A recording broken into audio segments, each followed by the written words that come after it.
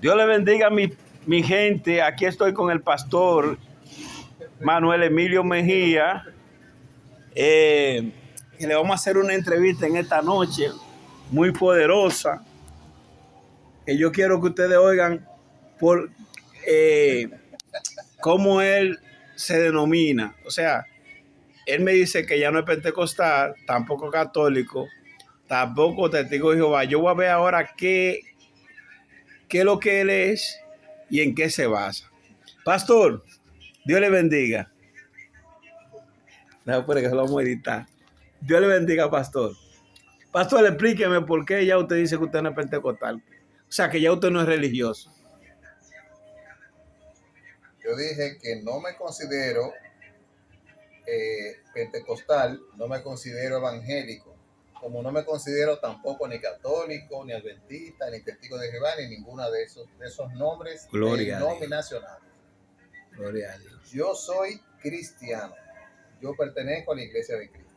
Yo me identifico con la enseñanza de Cristo, con su palabra. Y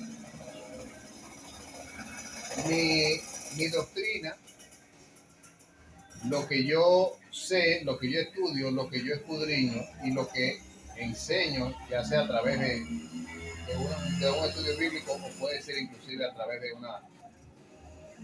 una predicación en una iglesia o de predicarle a una persona en la calle inclusive, el mensaje es 100% cristocéntrico. Amén. No nos sujetamos a dogmas de hombres.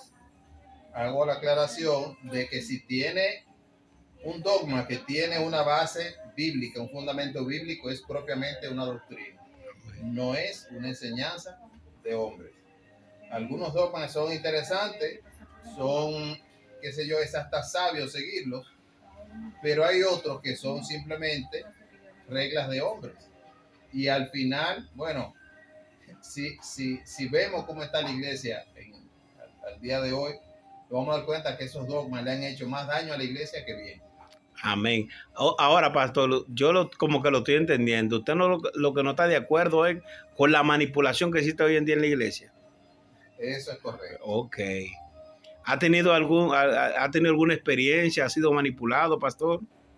¿Ha sido manipulado? Sí, la manipulación en la iglesia, sobre todo el liderazgo, puede venir de iglesias más grandes y principalmente de los concilios. Los concilios crean sus propias reglamentaciones y a través de eso te manipulan. Otra cosa que no es un secreto para nadie, cada una de las iglesias o denominaciones toman la palabra y la manipulan para que tú termines siguiendo o aceptando una enseñanza o un dogma. Entonces, si lo que tú me estás planteando contradice en alguna parte de la escritura, deja alguna duda o simplemente se puede verificar que es una falsa enseñanza, yo desecho eso totalmente, venga de quien venga. Pastor, para irnos más al grano y que esto le llegue más claro a la persona, porque yo lo conozco a usted y sé su testimonio, que usted es un hombre que ama a Dios, que cree en la doctrina del Espíritu Santo, en la manifestación del Espíritu Santo, que cree lo que creemos los pentecostales. Yo lo conozco a usted, pero yo le quiero hacer una pregunta. Para ser más claro. ¿Cómo qué tipo de manipulación usted ha visto dentro de la iglesia? Esto en vivo, el motor es porque en vivo. Bueno, en la iglesia, las personas que dirigen, hoy en día es muy frecuente, muy común las manipulaciones. Se te manipula a través de falsas manifestaciones del Espíritu Santo. Se te manipula a través de mensajes que su esencia es más el tocar tus emociones que realmente una palabra que te impacte desde el punto de vista espiritual. Por eso es que la predicación de este tiempo no está tan basada en Cristo como el centro del mensaje, ni tampoco se habla mucho de la venida de Cristo ni del pecado como tal. Lo que enseña la iglesia de hoy en día son mensajes motivacionales que lo que buscan es básicamente tocar las emociones de las personas. Por eso hay predicadores que cuando van a la iglesia se parecen 100% a cuando uno va a escuchar alguna charla, no sé, alguna conferencia de una de esas personas que son a veces hasta psicólogos. Entonces, Que un psicólogo, por lo que sabemos, el psicólogo tiene la capacidad de manipular a uno, correcto, de llevarlo a concentrarlo, que uno se concentre escuchando y entretener a uno. Pero la realidad es otra, eso es lo que usted me dice. eso es O así. sea, que un psicólogo lo puede hacer ver las cosas como que son, pero no son. Mira, un psicólogo que quiera hacer ese ejercicio, esa prueba, si tiene fundamento bíblico y coge un mensaje, o sea, toma la Biblia y bueno, digamos, puede copiar ahí un bosquejo o tomar un mensaje, por ejemplo, de las redes, o simplemente sacar uno de las Biblias, y sin ser cristiano, va a una iglesia y se va a poder dar cuenta cómo mucha gente son motivados a través de su mensaje. Y no propiamente porque esté predicando la palabra de Dios, sino porque esa persona dentro de su saber psicológico sabe cómo manipular las emociones. Pastor, pero hay muchos pastores que son pastores, pero que también son psicólogos, nosotros lo sabemos. No va a aumentar nombre, pero sabemos que ellos cuando están en el escenario manipulan a la gente. Usted y yo sabemos más o menos cuando es una manipulación y cuando verdaderamente es Dios que está obrando. Eso nosotros lo sabemos porque no somos locos.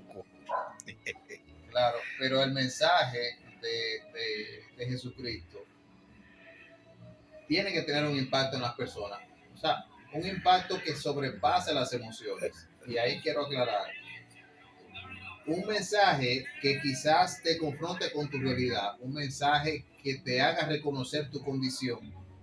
Es un mensaje que probablemente, o sea, no va a tener mucha aceptación delante de la gente porque a nadie le gusta que le hagan ver su condición. Que lo confronten. Entonces, cuando el mensaje del Señor causa esa reacción, tú te das cuenta que aún sea un psicólogo que lo esté predicando, un pastor psicólogo, como tú dices, igual es una persona que se está dejando dirigir de Dios. Gloria a Dios. Porque la iglesia intenta seguir los mensajes motivacionales y por eso muchas veces uno anda siguiendo predicadores.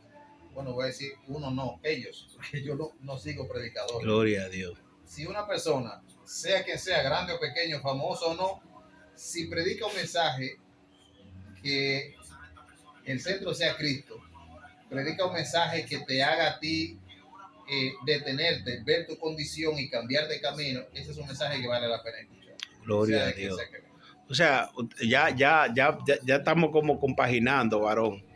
Porque yo me asusté cuando usted dijo que usted no era, que usted lo que era cristiano, que usted no era pentecostal. Sabe que ya nosotros por tradición somos pentecostales. Y cantamos hasta un coro. A mí no me cambia nadie, yo soy con pentecostés. ¿Usted cree que realmente existe el don de lengua? Pastor, ¿usted cree en el don de lengua? Yo creo en el don de lenguas. El don de lenguas original según el Pentecostés. Amén. Sin embargo, sabemos que mucha gente aprende las lenguas y habla lengua de forma mecánica. Hay gente que aprende las lenguas escuchando a otros. Hay, de hecho, se han visto promociones de seminarios para que la gente aprenda a hablar en lengua, o sea, como si fuera tomando un curso de inglés, por ejemplo. Y otra cosa que es lamentable es que a veces es el pueblo, o sea, es la iglesia, que hace que los predicadores y los pastores entren en un fanatismo. Lo digo porque cuando una persona habla en lengua y repite, por ejemplo, la misma frase o la misma palabra, la repite, no está hablando en lengua, se está repitiendo una frase que se aprendió. Sin embargo, a veces el pueblo, la iglesia, quiere hacer sentir a esa persona como que, wow, es una persona muy espiritual, está llena de Dios, una persona que está conectada con el Espíritu Santo y, como en muchísimos casos, hay casos de sobra. Hay gente en la iglesia que repite mucho una frase hablando supuestamente en lenguas, supuestamente tiene la interpretación de las lenguas, te dice una infinidad de cosas que es lo que supuestamente quiere decir el Señor a través de su lengua, pero esta persona solo repite la misma palabra. De igual manera, hay una incoherencia muy grande en las frases que hablan en lengua. Voy a poner un ejemplo muy particular, quizá muy conocido. Dentro de los famosos Rabacuc, hay muchos que supuestamente hablan en lenguas y básicamente siguen ese patrón.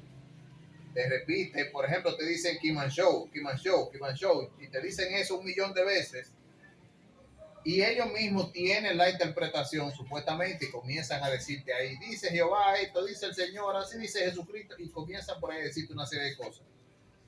Y muchas veces, en la mayoría de las veces, lo que hacen es que manipulan al pueblo, porque identifican entre los presentes quién está haciendo algún gesto, alguna gesticulación, como de si fuera a danzar, como si se fuera a desmayar, como si fuera a hablar en lenguas, y entonces se van sobre esa persona a manipular sus emociones.